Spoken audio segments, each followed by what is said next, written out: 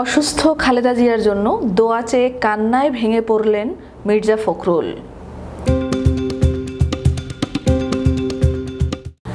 বিএনপির চেয়ারপারসন ও সাবেক প্রধানমন্ত্রী বেগম খালেদা জিয়া অসুস্থ হয়ে এভারকেয়ার হাসপাতালে চিকিৎসাধীন। তার সুস্থতার জন্য দোয়া চেয়ে কান্নায় ভেঙে পড়লেন দলটির মহাসচিব মির্জা ফখরুল ইসলাম আলমগীর। আজ রোববার নয়াপল্টনে দেশনেত্রী বেগম খালেদা জিয়ার সুস্থতা কামনা করে দোয়া মাহফিলের আয়োজন করে বাংলাদেশ জাতীয়তাবাদী দল বিএনপি। সেখানে বক্তব্য দেওয়ার সময় খালেদা জিয়ার জন্য দোয়া চাইতে গিয়ে কান্নায় ভেঙে পড়েন মির্জা ফখরুল বলেন, বেগম খালেদা জিয়া এই সরকারের প্রতিহিংসায় দীর্ঘদিন যাবৎ কারাবন্দী রয়েছেন।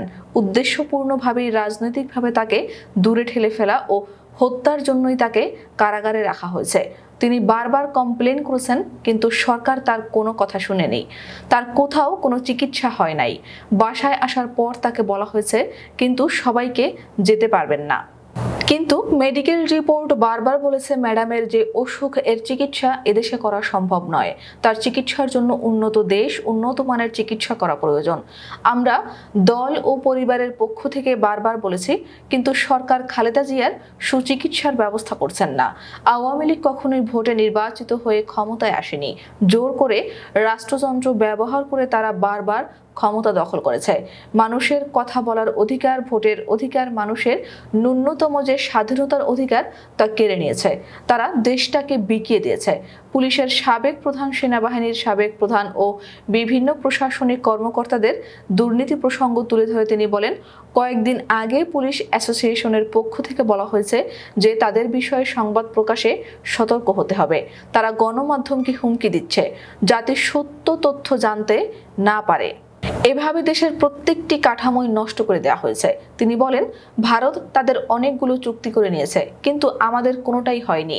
আমরা তিস্তার পানির ন্যায্য হিস্সা চাই, প্রত্যেকটি নদীর হিস্সা চাই। এটা আমাদের অধিকার। সরকার পুরোটাই নতজানুতে চলছে। মিয়ানমার থেকে গুলি আসে, অথচ সরকার কিছুই বলে না। এ সরকার জগদ্দল পাথরের মতো বুকে চেপে বসে আছে। গণতন্ত্রের নেত্রী বেগম খালেদা জিয়া ভীষণ অসুস্থ, এমন কথা জানাতে গিয়ে কান্নায় ভেঙে পড়েন মির্জা ফখরুল ইসলাম আলমগীর। নেতাকর্মীদের উদ্দেশ্য করে তিনি বলেন, দোয়া করুন। গণতন্ত্রের প্রতীক, যিনি স্বৈরাচারের কাছ থেকে আমাদের গণতন্ত্র উপহার দিয়েছিলেন, যিনি বহুদলীয় গণতন্ত্র শক্তিশালী করার জন্য সংসদীয় গণতন্ত্র চালু করেছিলেন, কেয়ারটেকার গভর্নমেন্টকে সংবিধানের সাথে সংযোজন করেছিলেন, এদেশের মানুষের ভোটাধিকার নিশ্চিত করেছিলেন, এদেশের অর্থনীতি সমৃদ্ধ করার জন্য কাজ করেছিলেন। কি দুর্ভাগ্য আমাদের, সেই দেশনেত্রী বেগম খালেদা জিয়া বিনা চিকিৎসায় আজ বন্দী অবস্থায়। তিনি আজ মৃত্যুর শয্যায়। আসুন দোয়া করি তাকে যেন আমাদের মাঝে আবার ফিরে দেন।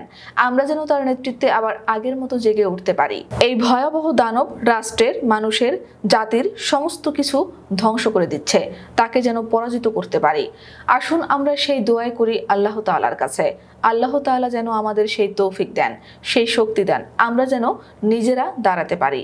দোয়া মাহফিলে উপস্থিত ছিলেন বিএনপির স্থায়ী কমিটির সদস্য মির্জা আব্বাস বাবু, গয়েশ্বর চন্দ্র রায়, নজরুল ইসলাম খান, আমির Khasru Mahmud Chowdhury, vice chairman Abdul Awal Mintu, doctor Asaduzzaman Ripon, senior যুগ্ম মহাসচিব অ্যাডভোকেট রুহুল কবির রিজভী, প্রচার সম্পাদক সুলতান সালাউদ্দিন টুকু, সহ সম্পাদক মুস্তাফিজুর রহমান বাবুল সহ বিএনপি ও এর অঙ্গ সংগঠনের বিভিন্ন পর্যায়ের নেতৃবৃন্দ।